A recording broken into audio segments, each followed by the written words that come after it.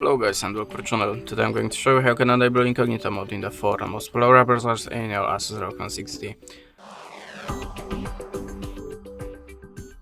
So the first one, Opera, and this browser, just click here on the tab icon and switch to private. Now click on the plus and that's it. The next one, Firefox.